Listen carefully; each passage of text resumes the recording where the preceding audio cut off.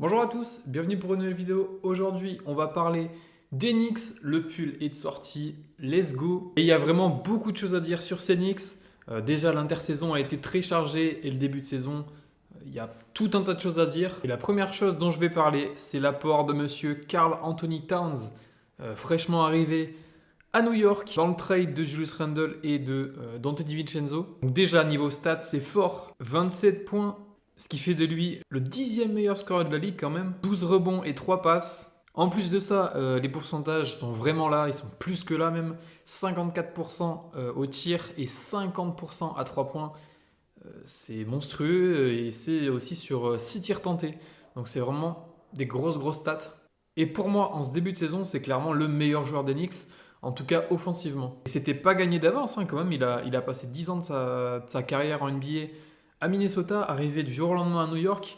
Il aurait pu y avoir un vrai temps d'adaptation et franchement, il n'a quasiment pas eu parce qu'offensivement, il a fait du sale depuis le tout début. Bon, par contre, tout n'est pas parfait avec le Onyx. Déjà dans la raquette, en défense pure au poste 5, on le sait, 4 c'est pas du tout son domaine de prédilection. Tout le monde le sait maintenant. Les Wolves le savaient aussi, c'est pour ça qu'il était avec Rudy à Minnesota pour combler ses lacunes défensives. Bon, après, avec les Knicks, c'est peut-être temporaire parce que du coup, le pivot titulaire des Knicks, donc Mitchell Robinson, est encore blessé. Hein. Beaucoup trop de blessures d'ailleurs pour Mitch jusqu'en 2025. Et ouais, à son retour, on aura sûrement un 5 avec Karl Anthony Towns en 4 et Mitch en 5. Le deuxième joueur que je vais évoquer, c'est monsieur OG Anunoby. À l'intersaison dernière, il a été prolongé à un énorme tarif, quasiment au max. Pour moi, c'est mérité. Clairement, c'est mérité. Alors, statistiquement parlant, ça se voit pas forcément. Si on regarde juste les stats, 17 points, 5 rebonds, 2 passes. Mais par contre, on le connaît, hein, OG Anunoby, son apport défensif, il est vraiment incroyable. Pour moi, c'est juste un des meilleurs défenseurs de la ligue, j'ai même pas peur de le dire. Donc forcément, c'est aussi ça le prix à payer pour avoir les services d'un joueur comme ça. Maintenant, il faut juste espérer qu'il se blesse pas. On connaît, hein, Anunoby est très injury prone, donc juste éviter les blessures. On l'a vu déjà l'année dernière. Il a été blessé, ça a été catastrophique pour les Knicks. Mais en tout cas, il fait un début de saison très solide et pour moi, je pense que c'est même le joueur le plus régulier des Knicks. On passe maintenant au GOAT, Jalen Brunson, bien évidemment. Clairement, pour moi, mon joueur préféré à avoir joué, vraiment incroyable. Même si je suis un tout petit peu déçu de son début de saison, bon, il fait pas un mauvais début de saison, mais je le trouve moins bon que l'année dernière, on va dire. Même si récemment, il a été très clutch face aux Nets, mais je le trouve juste un petit peu moins performant. Après, c'est aussi le fait qu'il y a une nouvelle équipe, il y a l'arrivée de 4, donc forcément, ça change les plans de jeu. Mais même globalement, je le trouve un peu moins, genre, vraiment assassin comme il a pu l'être l'année dernière, avec ouais, ses flotteurs, ses petits fakes, ses petits tirs, voilà, comme il fait. Bon, après, je pense qu'il n'y a rien d'alarmant non plus. Hein. Il tourne quand même à 25 points de moyenne, 6 passes, 37% à 3 points, ce qui est quand même bien. L'année dernière, de tête, je crois qu'il était quasiment à 30 points, et je crois qu'il était vers les 40% à 3 points. Donc c'est en légère baisse, mais aussi parce qu'il y a 4, aussi parce que l'équipe a légèrement changé, ça peut se comprendre franchement. Après l'année dernière, il était quand même aussi sur un nuage, on peut le dire. Hein. Est-ce qu'on aura un Brunson aussi performant à l'avenir aussi régulièrement, je ne sais pas, mais en tout cas, s'il peut être comme ça, moi je prends. Moi c'est bon, ça me va. On passe maintenant à monsieur Mikal Bridges, arrivé contre 15 000 pics cet été. Et franchement, vu le prix payé par les Knicks, je trouve ça un peu cher pour l'instant. De ce qu'on voit. Un petit peu déçu, même si sur ces 2-3 derniers matchs c'est un peu mieux, il met une petite vingtaine de points avec de la bonne défense. Par contre, juste qu'est-ce que c'est ce shoot de Neuil là, c'est dégueulasse. Même à 3 points, c'est un peu compliqué. Je crois qu'il est juste un peu au-dessus des 30%, donc un petit peu augmenté. Heureusement qu'il y a ces mid-range qui le sauvent un peu. Il est vraiment bon en mid-range quand il drive un peu, il pull-up. Mid-range, ça, il est vraiment bon. J'ai pas ses pourcentages sous les yeux, mais je pense qu'il est vraiment dans les très bons joueurs de la ligue à le faire. Ouais, juste Mikal Bridges, j'en entends un peu plus, enfin même bien plus quand même, parce que c'est un joueur que les Knicks sont payés très cher.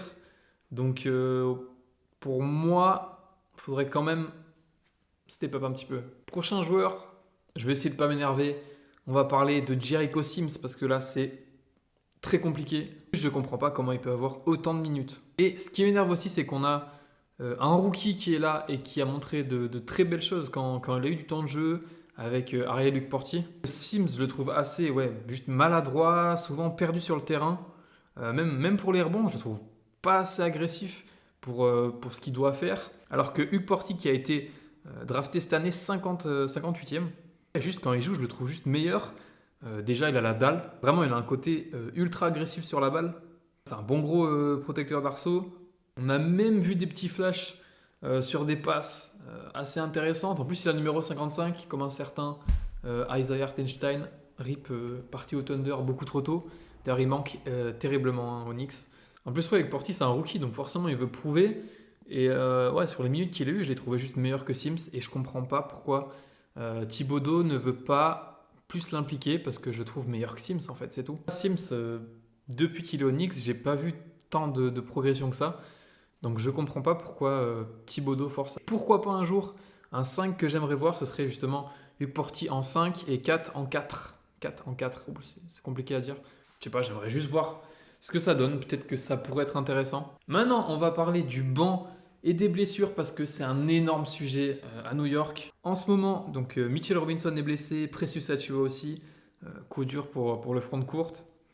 On a même eu quelques blessures, enfin quelques jours de blessures de McBride. Donc forcément, le banc de Knicks a pris cher. Déjà que quand il y a tout le monde, c'est pas un si gros banc que ça. Alors quand il y a des blessures, c'est vraiment problématique.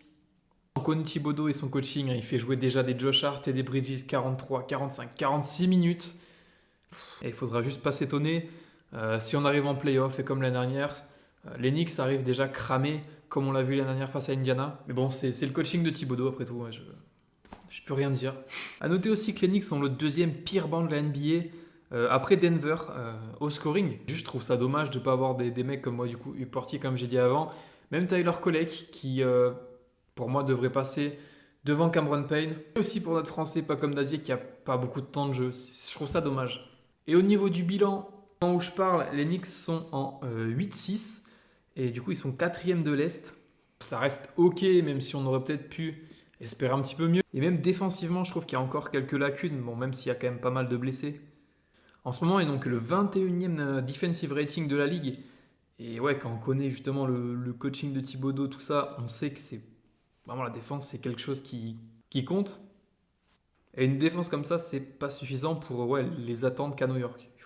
Donc voilà, je voulais vraiment parler des Knicks parce que je trouve que c'est une équipe ultra intéressante à suivre. C'est une de mes équipes préférées aussi, donc forcément ça joue. Mais ouais, le début de saison des Knicks est vraiment cool à suivre. Je pense quand même qu'il y aura des vrais ajustements à faire pour aller le plus loin possible cette année. Il y a vraiment des bons joueurs et des bons éléments. Ce serait bête de gâcher l'occasion d'aller loin. En tout cas, si vous avez kiffé la vidéo, n'hésitez pas à mettre un like, un petit commentaire, un petit abonnement. Ciao!